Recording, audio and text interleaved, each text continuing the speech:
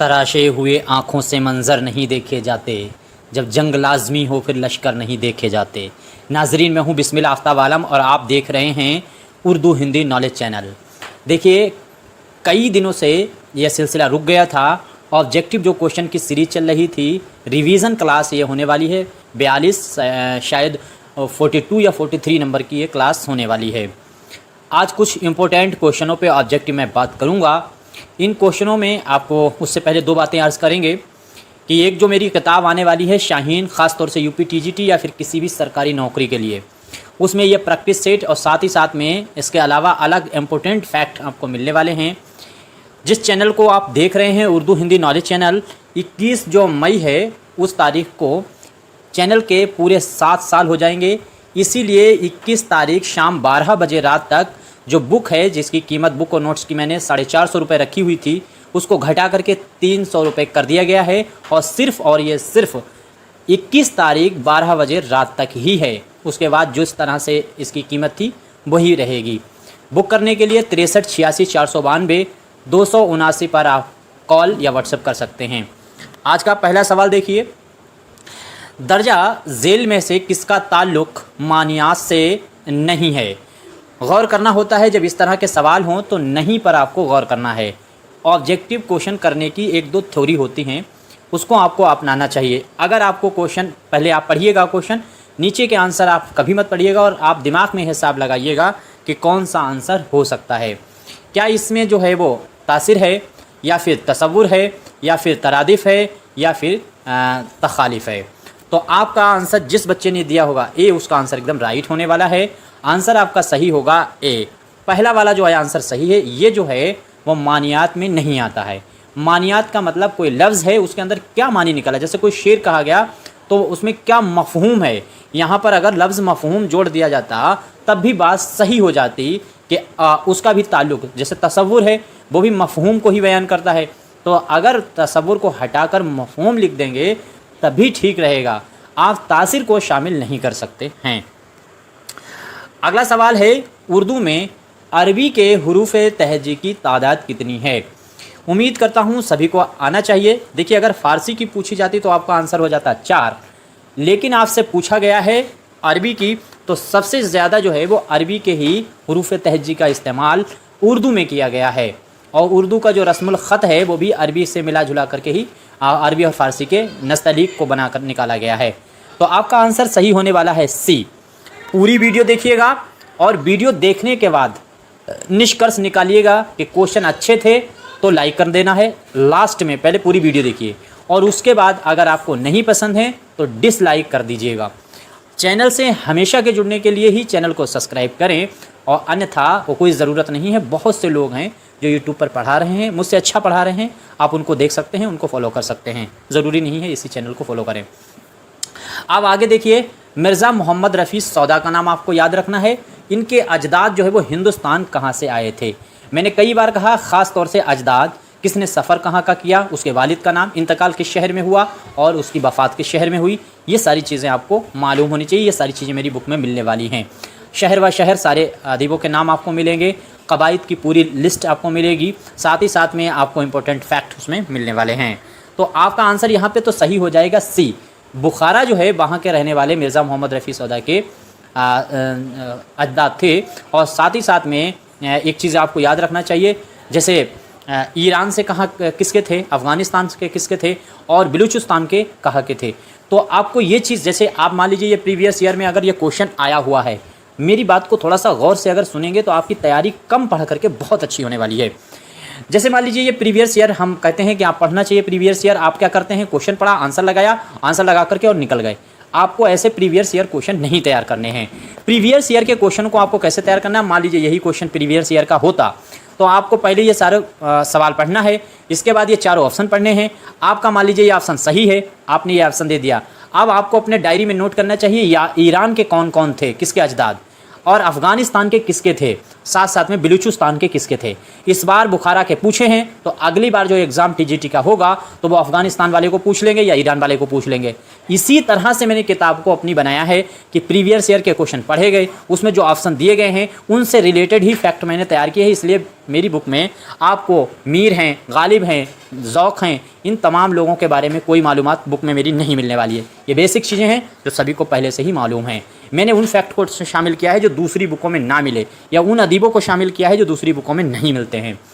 अगला सवाल है, मिर्ज़ा मोहम्मद सौदा जो हैं किसके कहने पर उर्दू शायरी की तरफ मुतवज्जा हुए थे। बहुत इंपॉर्टेंट सवाल है और ये आपके सामने घूमता रहता है। तो इसमें आपका आंसर क्या सही होगा? आंसर आपका सही होगा खान आरजू। देखिए, खान आरजू को आपको याद रखना है।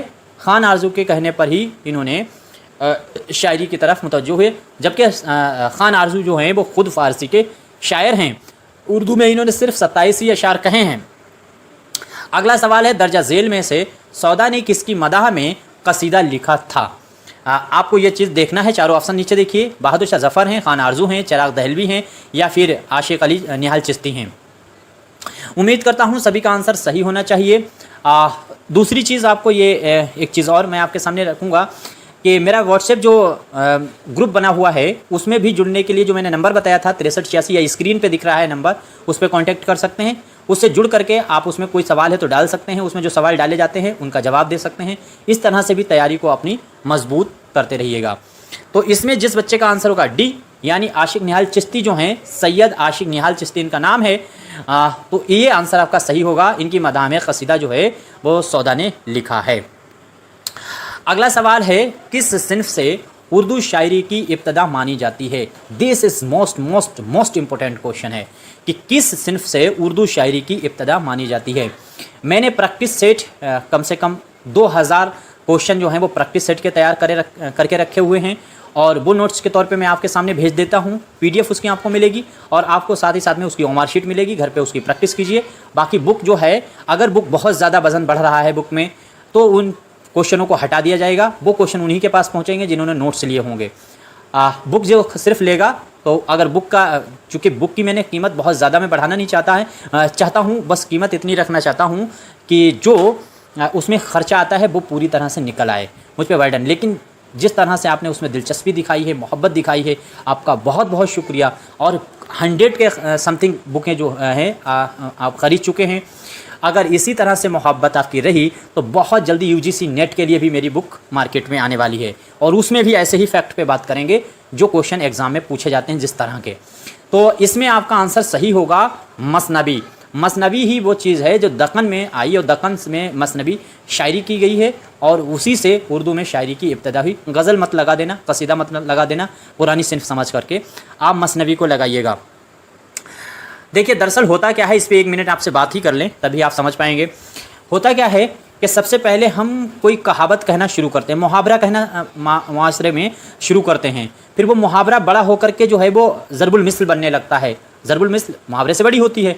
फिर ज़रबुल मिस्ल जो होती है, उसी मिसाल को कई लाइनों में बयान करके शायरी करने लगते हैं अपनी बात कहने के लिए। और फिर उसी शायरी को, जो कहानियाँ हिंदुस्तान के अंदर मिथ्यावादी चल रही थी, मतलब काल्पनिक कहानियाँ, उन्हीं कहानियों को उसी रैम में, उसी स्टेप में कहना शुरू कर दिया गया है। तो उन्हीं कहानियों को जो तवील कहा जाने लगा, एक शायरी की एक सिन्फ शुरू हो गई, और वो बन गई है मसनबी।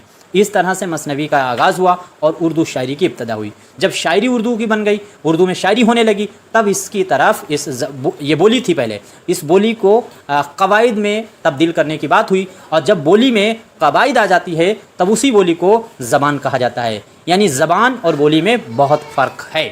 बोली उसे कहते हैं जिसमें कोई कवायद नहीं होती है, जिसमें कवायद उसूल नियम लागू हो जाते हैं, वो बोली से हट करके ज़बान बन जाती है। इसीलिए पहले उर्दू जो थी वो बोली थी, इसके नाम अलग अलग थे। कहीं इसे रेख्ता कहा जाता था, कहीं पे इसे हिंदुस्तानी, हिंदवी, तमाम इसके नाम थे। लेकिन जब इसमें बाकायदा कवायद बन गई, इसमें इस्लाह होने लगी, उसके बाद इसको बाकायदा तौर पे ज़बान, उर्दू ज़बान का लफ्ज़ दे करके इसको कहा जाने लगा। तमाम इसके नामों को रद्द कर दिया नासिख ने, और नासिख ने इसको उर्दू का नाम दे दिया। अगला सवाल देखिए, सवाल है दर्जा झेल में से इक़बाल के अलावा किस मसनबी का नाम किसकी मसनबी का नाम साखीनामा है? देखिए एक ही नाम से अलग अलग लोगों ने तसानीफ़ लगी और इस तरह के सवाल एग्ज़ाम में पूछे जाने लगे हैं। पिछली बार ये पूछ लिया गया था कि एग्ज़ाम में यूजीसी नेट में पूछा गया था कि मुसाफिराने लंदन सर सैयद के अलावा किसने लिखा है, ठीक। और इस बार असिस्टेंट प्रोफेसर 17 अप्रैल को एग्ज़ाम हुआ तो उसमें ये पूछ लिया गया था कि मुसाफिर की डायरी किसकी तसनीफ़ है, जबकि मुसाफिर की डायरी इब्ने इंशा और ख्वाजा अहमद अब्बास दोनों की है, लेकिन जो हसरत मोहानी की बेगम है उनकी भी तसनीफ़ है, इसको मान लिया गया है और सभी की इस पर नज़र नहीं थी। तो मैंने इस तरह की 250 के समथिंग तसानीफ़ अपनी बुक में ऐड कर दी हैं कि जो एक ही नाम से लिखी गई हैं। जैसे बरसात की बहारें जोश मलिह आबादी की भी नज़म है, बरसात की बहारें नज़ीर अकबर आबादी की भी नज़म है। गाय किसकी नज़म है, तो पता चला गाय अगर नज़म मेरिटी की है तो हमारी गाय किसकी नज़म है, गाय अगर नज़म चकबस्त की है तो हमारी गाय किसकी नज़म है, इस्माइल मेरिटी की है। इस तरह का मैंने एक टॉपिक ही अपनी बुक में शामिल कर दिया है, वहाँ से बहुत आसानी हो जाएगी इस तरह के सवाल को कवर करने के लिए। तो इसमें आपका आंसर जो सही हुआ होगा वो सी सही हुआ होगा। ज़हूरुद्दीन हातिम की लिखी हुई मसनवी का नाम साक़ीनामा है। इसके अलावा भी और भी अदीब हैं जिनकी साक़ीनामा है। आगे देखिए अगला सवाल है, जमील जालवी ने मसनवी कदमराव पदमराव का इंतखाब किसके नाम किया है। मोस्ट इंपॉर्टेंट है। देखिए ये चीज़ भी आपको याद होनी चाहिए कि मसनवी सहरुल बयान को मुरत्तिब किसने किया, गुलजार नसीम को किसने किया, क्योंकि मुरत्तिब करदा पूछ रहे हैं, और साथ साथ में सहरुल बयान को किसने किया है, फूल वन को किसने किया है, किस सन में किया है। इस तरह का भी नोट्स, इस तरह की भी लिस्ट मैंने अपनी बुक में शामिल कर रखी है। तो आपको एक ही बार नज़र उठानी पड़ेगी और सब किसने किसको मुरत्तिब किया है, कहाँ से शाया हुई, किस सन में हुई, ये पूरी लिस्ट आपको मिल जाएगी मेरी बुक में। तो जमील जालवी ने इसको 1973 में शाया किया था और ये तो आपको मालूम होगा। इसका इंतसाफ किसके नाम किया है, उम्मीद करता हूँ तो सभी का आंसर सही होगा। ये बाबाए उर्दू मौलवी अब्दुल हक के नाम इन्होंने इसका इंतसाब किया है। मरहूम वालिद के नाम है या फिर दक्कनी शुरा के नाम है या फ़खरुद्दीन के नाम है। इस तरह के ये सारे क्वेश्चन कहीं आए नहीं हैं, मैंने अपने तजर्बे से ही आपके सामने तैयार करके रखे हुए हैं। 2017 से 18 से 21 मई 2018 से हम चैनल पर सक्रिय हुए हैं। जब से लेकर के 21 कल तारीख़ है, तो कल शाम 12 बजे रात तक इसीलिए ऑफ़र रखा गया है और 7 साल मुझको चैनल पे पढ़ाते हुए हो जाएंगे। पहले मैं हिंदी पढ़ाता था, बाद में उर्दू पढ़ाना शुरू किया। उर्दू मुझे नहीं आती है, बट हिंदी इसके मुकाबले में मुझे बहुत अच्छी आती है। हिंदी में मेरे कम से कम 10-12 ऐसे स्टूडेंट हैं जो JRF हैं और वो अच्छी यूनिवर्सिटी में PhD कर रहे हैं। तो दर्जा झेल में से दर्जा झेल, अब ये शेर जो आपको पहचानना है, सुर्ख यूं है रंग आसमानी लिए कि खिलिया कमल फूल पानी लिए। और ये शेर आपको बताना है किस मसनबी में इस्तेमाल हुआ, क्या कुतुब मुश्तरी है, फूल बन है, अलीनामा है या फिर गुलशन इश्क है। अब जैसे ये चारों मसनबियाँ हैं, किसने शाया की है, किस कहाँ से ये मुरत्तिब हुई है और किस सन में मुरत्तिब हुई है, तो ये सारी लिस्ट आपको मेरी बुक में मिलेगी। उम्मीद करता हूँ आपको बहुत पसंद आने वाली है और शायद ये पसंद ही आ रही होगी, जब ही इतनी तेज़ी से ये बुक बिकी है कि मैं खुद हैरत में हूँ कि इतनी तेज़ी से कैसे, मतलब लोगों को या तो बहुत पैसा कम ले रहे हैं इसलिए बुक ख़रीदी जा रही है, या फिर इसलिए ख़रीदी जा रही है कि उसमें कंटेंट अच्छा है। मुझे नहीं पता, आप अपना रिव्यू ज़रूर दीजिएगा। बुक अच्छी है या कंटेंट अच्छा है इसलिए आप ख़रीद रहे हैं, या फिर पैसा कम है। कुछ लोग होते हैं क्वालिटी नहीं देखते, पैसा देखते हैं, तो हो सकता है पैसा कम है इस चक्कर में भी ख़रीद रहे हैं। तो यहाँ पर ये शेर होगा कुतुब मुश्तरी का। कुतुब मुश्तरी का ये शेर है, सुर्ख यूं है रंग आसमानी लिए कि खिलिया कमल फूल पानी लिए। अगला सवाल है, मसनबी नया दर्पण किसके जवाब में लिखी गई है। बहुत आसान मसनबी है, फटाफट जवाब देने की कोशिश कीजिए। मैं जल्दी जल्दी बोलता हूँ, आप स्पीड कम कर सकते हैं और अगर सिलों में बोलता हूँ तो स्पीड बढ़ा सकते हैं। तो फूल वन जो है, याद रखिएगा, फूल वन मसनबी जो है वो कितने में लिखी गई है। फूल वन मसनबी किसके जवाब में, नया दर्पण के जवाब में, नया दर्पण जो है वो किसके जवाब में लिखी गई, तो फूल वन के जवाब में लिखी गई। अब फूल वन जैसे मसनबी है तो फूल वन में कितनी कहानियाँ हैं, तो 6 कहानियाँ हैं। अब इसी तरीके से 6 मंजर किस में हैं ड्रामे में, तो आपको मालूम होगा ज़िहाक जो है वो 6 उसमें मंजर है, 6 बाब पर है। 6 कहानियाँ किस नावल में हैं, तो फसाना आज़ाद में हैं। इस तरह के नोट्स मेरी बुक में मिलने वाले हैं जो एक ही चीज़ से रिलेटेड करके बनाए गए हैं। जैसे 5 वाला फैक्ट है, 5 ज़मीर की किस्में कितनी हैं, 5 हैं। मगरबी हिंदी की बोलियाँ कितनी हैं, 5 है। सिन्फ की किसने 5 हैं। या फिर इसमें नकरा की कितनी है, तो 5 हैं। इस तरह से एक ही जगह पे इकट्ठा कर करके मैंने बुक को, कंटेंट को बनाया है। बहुत टाइम लगा है, बहुत ज़्यादा मेहनत लगी है, लेकिन बहुत कम पढ़ करके बहुत अच्छा सॉलिड आप तैयार कर सकते हैं। मीर हसन ने शायरी की इब्तदा किसकी फरमाइश पर की थी, तो मीर हसन ने प्रैक्टिस करने के लिए हमने 2000-2500 क्वेश्चनों की नोट्स भी तैयार कर रखा है। तो इसमें आपको आंसर क्या सही होगा, आंसर आपका सही होने वाला है सी। मीर हबीबुल्लाह का नाम आपको याद रखना है। इनके कहने पर मीर हसन ने शायरी की इब्तिदा जो फरमाइश पर की थी, अच्छा कहाँ की थी, किस शहर में, तो ये भी याद रखिएगा। इन्होंने की थी जो है वो फैज़ाबाद में। फैज़ाबाद का नाम आपको याद रखना है। आगे देखिए, किस मसनबी में ज़बान व बयान का वही रंग पाया जाता है जो दास्तान फसाना अजाइब में मौजूद है। ये कॉमन फैक्ट का भी सवाल है।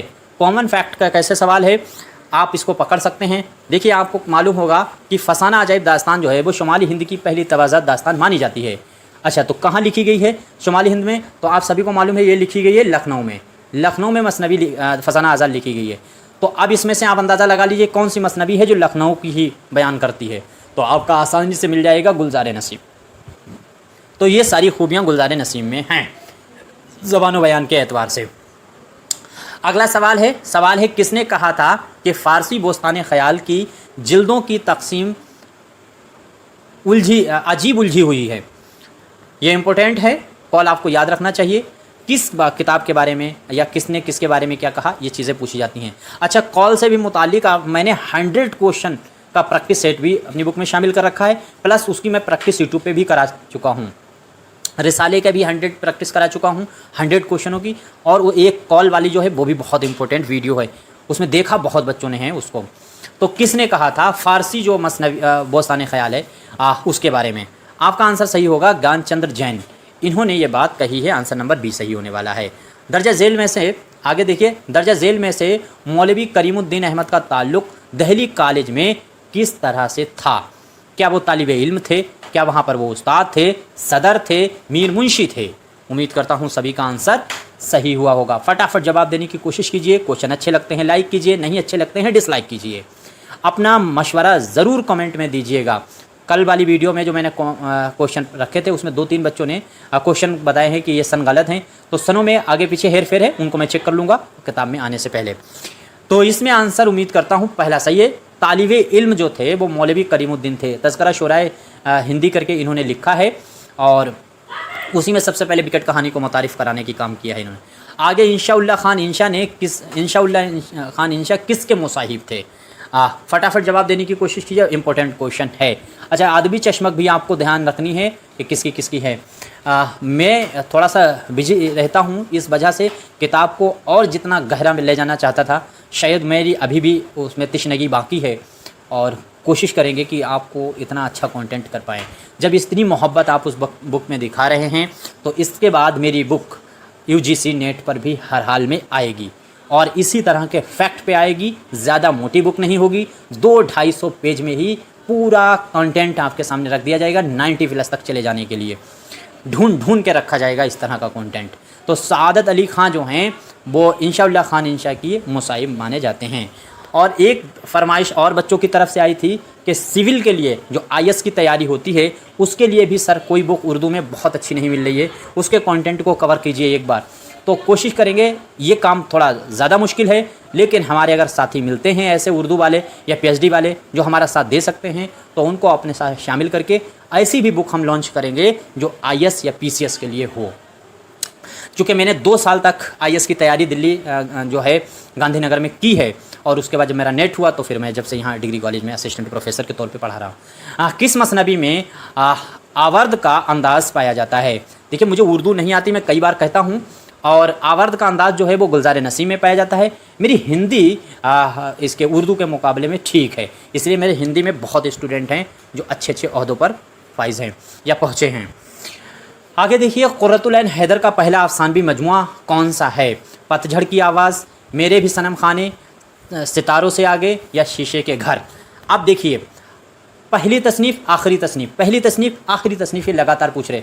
पहला कसीदा गो, पहला मसनबी गो, पहला गज़ल गो, ये सबको मालूम है। आप जो पूछ रहे हैं उस कंटेंट पे बात करिए। मैंने इन सबको दरकिनार कर दिया अपनी बुक में और मैंने इस तरीके की एक लिस्ट बनाई हुई है, अपनी बुक में भी शामिल कर रखी है कि आपको पहली तसनीफ़ किसकी कौन सी है, पहला नॉवेल कौन सा है, ये भी आपको बुक में मिलेगा। इसलिए मैं कहता हूँ कि बुक जो है वो शायद आपके लिए बहुत इंपॉर्टेंट होने वाली है। सितारों से आगे जो है वो अफ़सानवी मजमुआ है और किसका है, क़ुर्रतुल ऐन हैदर का पहला अफ़सानवी मजमुआ है सितारों से आगे। मेरे भी सनम खाने क्या है, तो मेरे भी सनम खाने इनका सबसे पहला नॉवेल है। आगे है क़ुर्रतुल ऐन हैदर की कुल्लियात, इंपॉर्टेंट है, कुल्लियात पर गौर कीजिएगा। तलफ़ुज़ मेरा बहुत गलत रहता है उर्दू में, चूँकि मैं बार बार कहता हूँ, कितनी बार कहूँ, उर्दू मुझे नहीं आती है। उर्दू बहुत मुश्किल से मैंने सीखी है और अभी मैं सीख रहा हूँ, शायद ज़िंदगी भर सीखता रहूँ। आगे देखिए क़ुर्रतुल ऐन हैदर जो हैं उनकी कुल्लियात कितनी जिल्दों में आईना जहाँ के नाम से मुरत्तिब जमील अख्तर ने की थी। तो जमील अख्तर ने कैसे मुरत्तिब की है, वो कितनी जिल्दों में की है। जिल्दें भी बहुत जल्दी पूछता है आजकल। तो आपका आंसर सही होना चाहिए, बहुत आंसर आसान था, 3 जिल्दों में इसको मुरत्तिब किया गया है। देखिए वीडियो लंबी हो रही है, आप अपने कमेंट, अपने मशवरा ज़रूर देते रहिएगा। एक बच्चा पूछ रहा था कि सर आप किस शहर से हैं, तो मैं इनकलाबी शहर शाहजहांपुर से मैं हूँ। और जो शाहजहांपुर के बच्चे हैं, बरेली के बच्चे हैं, पीलीभीत के बच्चे हैं, लखनऊ तक के जितने बच्चे हैं उनको बुक बहुत जल्दी मिल जाएगी। ये मेरी जो है एरिया जो है बहुत ट्रेवल होता रहता है। दरियाए लताफ़त किसकी फ़रमाइश पे लिखी गई है? दरियाए लताफ़त किसकी फ़रमाइश पे लिखी गई है? उम्मीद करता हूँ सभी का आंसर सही होगा। रंगीन है या सआदत अली ख़ान है या सआदत यार ख़ान है या साहबज़ादा हुसैन अली ख़ान है?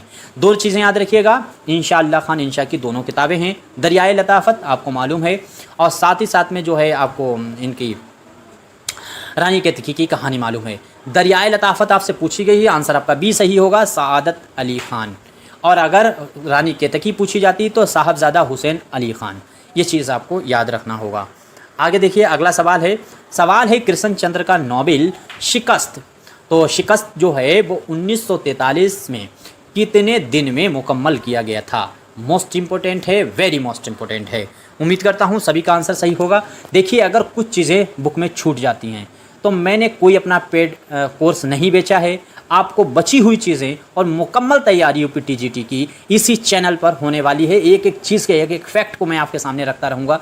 और जब से एग्ज़ाम ये होने को था 2022 में इसका फॉर्म पड़ा और वहाँ एग्ज़ाम होने को था, जब से लेकर अभी तक बग़ैर किसी लालच, बग़ैर किसी रुके टुके, बग़ैर किसी थके हुए आपके सामने लगातार वीडियो आई हैं। 3 प्लेलिस्ट हैं, यूपीटीजीटी वालों को देखना चाहिए। इसमें क्या है आप देखिए यहाँ पर बड़ी चीज़ आपके जैसे यहाँ पर 21 जो है वो आपको याद रहे 21 दिन में ये लिखा गया था। 15 दिन में क्या है 15 आपको याद रखना चाहिए कि जो 15 वाला फैक्ट है इससे ये सुर्खियाँ हैं किसकी? जापान चलो जापान में 15। जापान चलो में एक शेर आया था, वो बज़ में आए इतना तो मीर ने देखा, फिर उसके बाद चरागों में रोशनी ना रही। ये शेर अगर पूछा जाए तो जापान चलो और यह बाज़ार से गुज़रा हूँ लेकिन ख़रीदार नहीं हूँ, इस तरह का शेर है, मेरे दिमाग से स्लिप हो रहा, वो भी इसी में जापान चलो में इस्तेमाल हुआ। आगे है अफ़सानवी मजमुआ हम वहशी हैं, सभी को मालूम है कृष्ण चंद्र का है। इसका कौन सा अफ़साना आखिरी वाला है, यानी आखिरी अफ़साना इसको बताना है। बहुत आप सवाल देकर बहुत खुश होते होंगे पहले कि अफ़सानवी मजमुआ हम वहशी हैं किसका है, सभी को मालूम, बट आपको बताना यह है कि इसका आखिरी सबसे आखिरी अफ़साना कौन सा है इस मजमुआ में। उम्मीद करता हूँ सभी का आंसर सही होगा।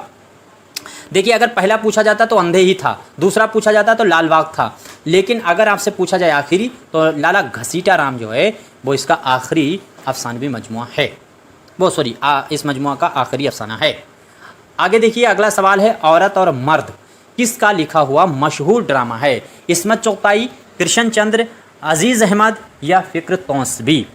देखिए मैं अकेले ही सारी चीज़ करता हूँ, कंटेंट तैयार करता हूँ, कभी कभी टाइप भी करता हूँ, और ये सभी चीज़ें हम करते हैं अकेले, तो इसमें गलतियाँ होना स्वाभाविक है। गलतियों को ज़रूर पकड़ने की कोशिश कीजिए। जब 6-7 मिलकर के प्रोफेसर 70-80 क्वेश्चनों में 2-2, 3-3 गलतियाँ कर सकते हैं, तो 10-12 हज़ार क्वेश्चन जो बंदा करा रहा है तो उसकी गलतियाँ होना स्वाभाविक है। आपका अंदाज जो सवाल का आंसर सही होगा वो होगा इस्मत चुग़ताई। औरत और मर्द जो है वो इनका लिखा हुआ ड्रामा है, चोटे इनका अफ़सानवी मजमुआ था उसमें शामिल है। आगे देखिए जागे संसार के नाम से किसने मजमून लिखा है? जागे संसार, उम्मीद करता हूँ सभी का आंसर सही होना चाहिए। फटाफट जवाब देने की कोशिश कीजिए। तो इसमें जिस बच्चे ने आंसर दिया होगा, आंसर होगा आपका ख्वाजा अहमद अब्बास। मैं आपके सामने तमाम बातें करता चलता हूँ और आपको टाइम भी दे देता हूँ कि आप आंसर अपना दिमाग में सेट कर लिया कीजिए। उसके बाद जब मैं आंसर देता हूँ तो आपको देखना चाहिए गलत होता है या सही। हिंदुस्तानी सूतियात किस ज़बान में लिखी गई किताब है? हिंदुस्तानी सूतियात, देखिए यूपीटीजीटी में बहुत बच्चे ऐसे हैं 2022 से जुड़े हैं मेरे चैनल पर और अभी तक जुड़े हुए हैं, और कुछ बच्चे ऐसे हैं कि आते हैं, जैसे एग्ज़ाम की डेट क्लियर होने लगती है वैसे ही आना शुरू कर देते हैं 100, 200, 500, 1000 बच्चे, और जैसे ही डेट डिले होती है तुरंत सब गायब हो जाते हैं। और इसी तरह के उनके टीचर भी यूट्यूब पे जैसे डेट आती है वैसे कुछ ना कुछ टीजीटी के बारे में पढ़ाने लगेंगे, जैसे डेट कैंसिल हुई फिर ये पता नहीं किस लोक में चले जाते हैं, इंद्रलोक में चले जाते हैं, व्यक्तिलोक में चले जाते हैं, त्रिलोक में चले जाते हैं, पता नहीं किस लोक में चले जाते हैं। मैंने क्या कहा, जब मैंने एक कमेंट किया था आपके सामने, कमिटमेंट किया कि जब इसका फॉर्म पड़ा था, मैंने कहा कंप्लीट तैयारी जब तक एग्ज़ाम नहीं होगा सिर्फ और सिर्फ टीजीटी की कराएंगे। और आज इस बात पे हम बहुत खुश हैं कि मैंने 3 साल तक सिर्फ एक ही तैयारी और एक ही कंपटीशन का पीछा किया है। इसलिए कहते हैं कि आप एक नाव पर सफ़र करें और मजबूत नाव पर सफ़र करें। इसमें आपका आंसर जिसने दिया होगा अंग्रेज़ी, और ये किताब लिखी हुई है मोइनुद्दीन कादरी ज़ोर की। अगला सवाल है, दर्जा झेल में से आपको बताना है लिखी गई किताब रूह तनक़ीद किसकी है। इम्पोर्टेंट बुक है रूह तनक़ीद। कलीमुद्दीन अहमद, मोइनुद्दीन कादरी ज़ोर, मोहम्मद हसन या फिर काजी अब्दुल वदूद। उम्मीद करता हूँ सभी का आंसर सही होना चाहिए। फटाफट जवाब देने की कोशिश कीजिए। कोई भी आपकी क्वेरी है आप फ़ोन करके पूछ सकते हैं, पूरी तैयारी कराएंगे। जो बुक में मिलेगा तो ठीक है, जो चीज़ें कंटेंट आपके सामने है, जितने मैंने बताया है उतना सारा कंटेंट होने वाला है, और जो छूटेगा या जो इम्पोर्टेंट है वो सिर्फ और सिर्फ मेरे चैनल पर आपको फ्री में मिलता रहेगा। सारे क्लास फ्री मिलते रहेंगे। उम्मीद करता हूँ सभी का आंसर सही हुआ होगा। आंसर आपका सही होगा मोइनुद्दीन कादरी ज़ोर। आगे देखिए, अगला सवाल है, मिर्ज़ा हादी रुस्बा ने शायरी में किससे इस्लाह ली है। शायरी में इनके उस्ताद कौन हैं। उम्मीद करता हूँ सभी का आंसर सही होगा। आंसर आपका सही होगा दबीर। जिस बच्चे ने दबीर दिया है उसका आंसर एकदम राइट होने वाला है। ठीक है, राइट आंसर क्या होगा, दबीर। तो यहीं तक क्वेश्चनों पे बात करेंगे, क्वेश्चन अभी बहुत हैं।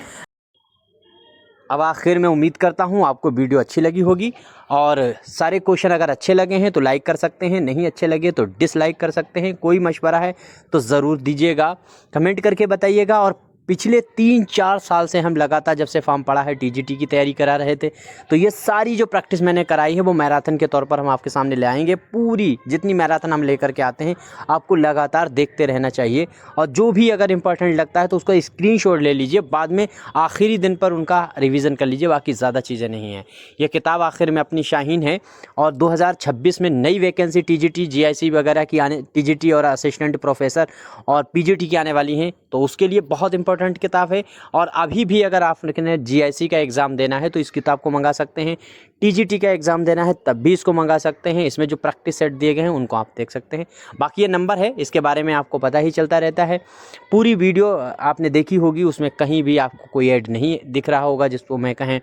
तो अब ये चीज़ जो है, आप किताब आखिर में मंगाना चाहें तो मंगा सकते हैं। इस नंबर पर कांटेक्ट कर सकते हैं। कोई मशवरा है वो भी इसी पे दे सकते हैं, कोई मशवरा चाहिए वो भी इसी पर आपको मिलेगा। और चाहे एलटी मेंस के जितने क्वेश्चन है वो सब करा देंगे, और एलटी मेंस का भी हम पीडीएफ आपको प्रोवाइड करा देंगे कम से कम 8-10 दिन पहले ही। तो जुड़े रहिए, और अच्छा लगे तो लाइक कीजिए, वरना डिसलाइक कीजिए। शुक्रिया।